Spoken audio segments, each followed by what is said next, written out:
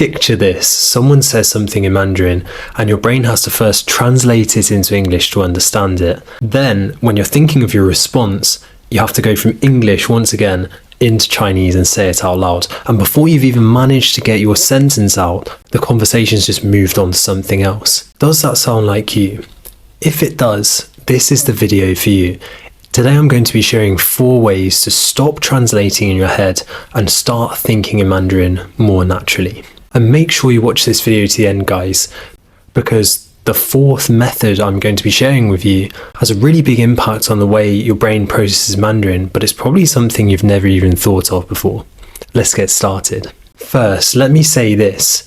If you're stuck translating in your head, it's not because you're bad at Mandarin. In fact, it's very common at the intermediate stage to come across this challenge. You know lots of words and you know lots of grammar, but because your brain learned Mandarin through English has become like the bridge between, your brain and Mandarin.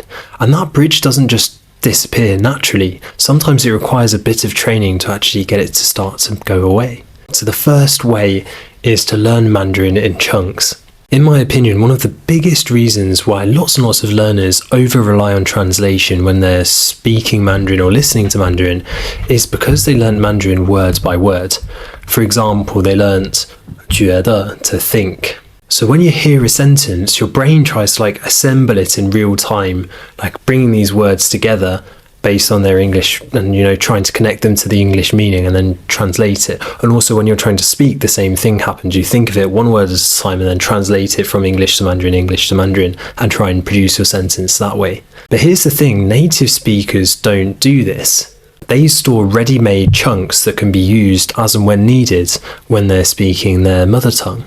For example, to a native speaker, 我觉得这个很好 is not this kind of separated word by word piece, but these pieces coming together to form a sentence.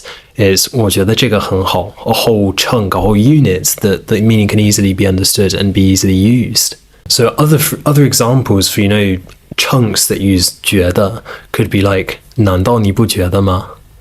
Or for example, 我一直觉得, and finally, 我觉得有点, and so on. So when you learn chunks, you don't have to really translate. Instead, you kind of recognize them and eventually learn to internalize them until they just become natural, roll off the tongue. And when you hear them, you recognize them instantly. That is exactly why chunking is so powerful. The tricky part is, it's actually quite hard sometimes to know which chunks are reusable and can be used in different contexts and really useful to know, and which ones aren't. And that's exactly why every week I send a really simple email with one chunk that I've specially selected that I think will be really, really useful for intermediate Mandarin learners to know. And I send it for free to my whole Chunking Chinese email community. And we all try and make sentences with it. I've also got 80 of these really useful, reusable chunks as examples in my free PDFs. So if any of that's interested, you can check out the link in the description below. Once these chunks become automatic, English stops appearing in the middle and you just use it as a whole unit like native speakers. I genuinely think chunking alone will probably have a huge impact on your ability to speak Mandarin and also this idea of thinking in Mandarin too. Let me share with you a quick story. One of my students, Kelly, she was stuck after about having learned Mandarin for 2.5 years. She'd reached, a solid intermediate level in the language, but she just felt she was in a plateau, in a bit of a rut. And in her own words, she said, when she started, going to speak Mandarin, she'd find that it was like trying to pull words out of a void. It was really, really difficult. And so she worked through my program, learning lots and lots of colloquial chunks in context with examples and internalizing them and doing, various exercises to help with that. And what she found was pretty amazing and actually shocked me. She said it completely leveled up her ability to communicate in the language. And she even started having, random conversations in Mandarin with strangers, which was really, really cool. So that just goes to show the power of chunking. A really simple idea that, will really take you quite far. So guys, get chunking, get learning in chunks.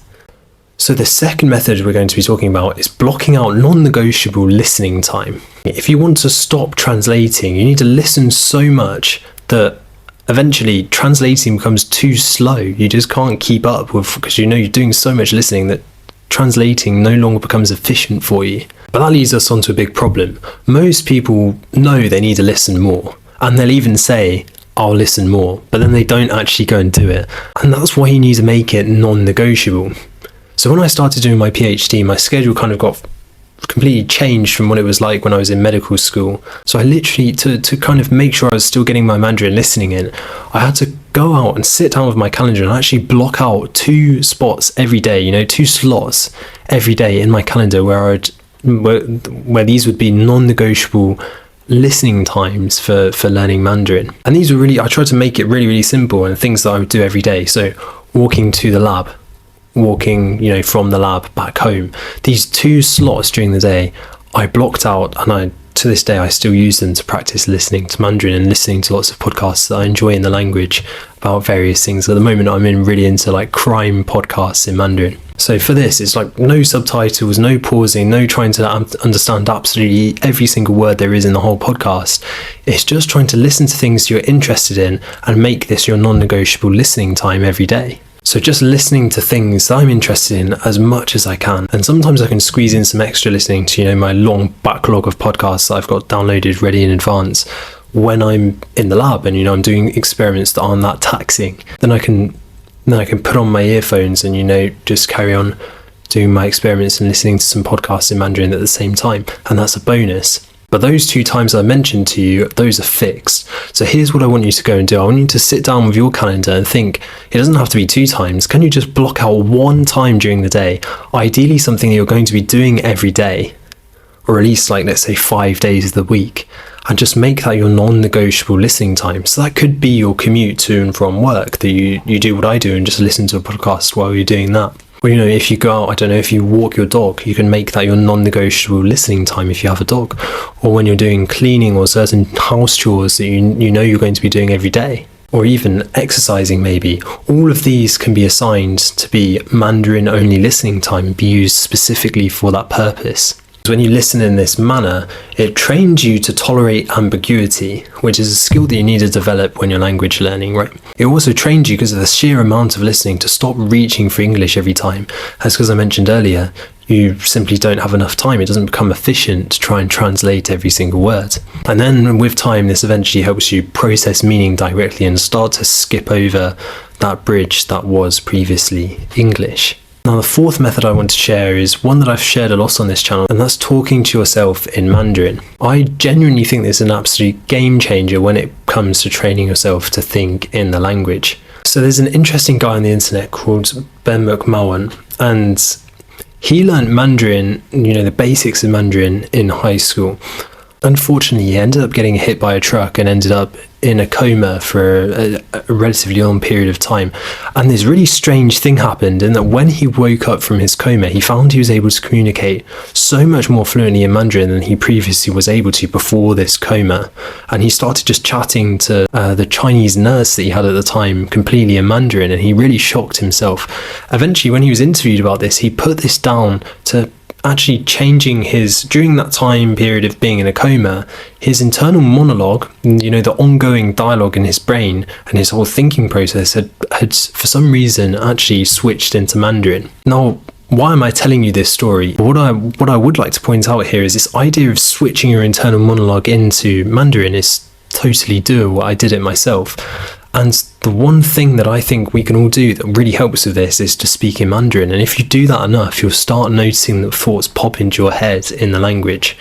But I'm sure you're sat there thinking, Will, that's all well and good, you saying this, but I'm not really too comfortable talking to myself in Mandarin. I don't even know where to start. What am I going to say? Let's make this very concrete and easy to implement. Step 1 is name what you see. Just go around the room when you have time and just start pointing things out in the language in Mandarin. 抽纸 鼠标 显示屏 电脑 键盘 Step 2 is to narrate daily actions. You're not trying to be impressive here. You're not trying to blow everyone away with your amazing Chinese grammar. 我准备洗碗 我要做饭，做饭之前我得先切菜，切菜之前我们得先看看冰箱里有什么菜。you're just trying to make the basics automatic. And when you do that, you'll find that everything kind of grows from there and it becomes a lot easier.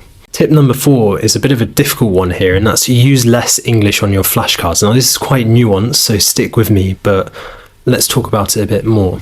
If every time you review a flashcard you see Chinese, English, you're training yourself to kind of make that association so that to understand things you have to go through English. So one of the things you can do to try and remove this is you can use different prompts instead of English to help you to recall what you're trying to learn on the flashcard. So first of all, like you can use pictures, you can use example sentences, you can actually use the context of the sentence itself to make it really obvious what's, you know, for example, if you're doing a closed deletion, what's missing from the closed deletion. And you can even use like various situations, stories, or make it related to people that you know, so it's really clear from the context what you're trying to recall, or using even Chinese explanations as well. These can all really work very well. And myself and my friend Simon have both had like quite good results from doing this in terms of, you know, training ourselves to think in Mandarin. Now that is definitely not to say don't include any English on your flashcards. In fact, I think, especially at the beginning, having English on your flashcards as a crutch is really, really important.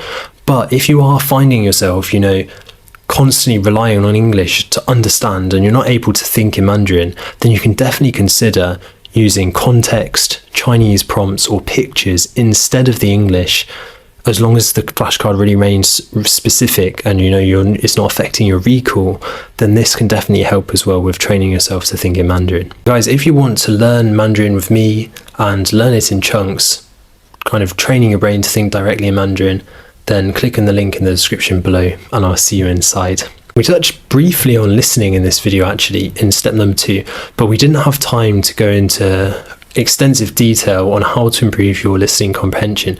So if you would like to learn more about improving your Mandarin listening comprehension, then I recommend checking out this video next on the screen right now, and I'll see you there.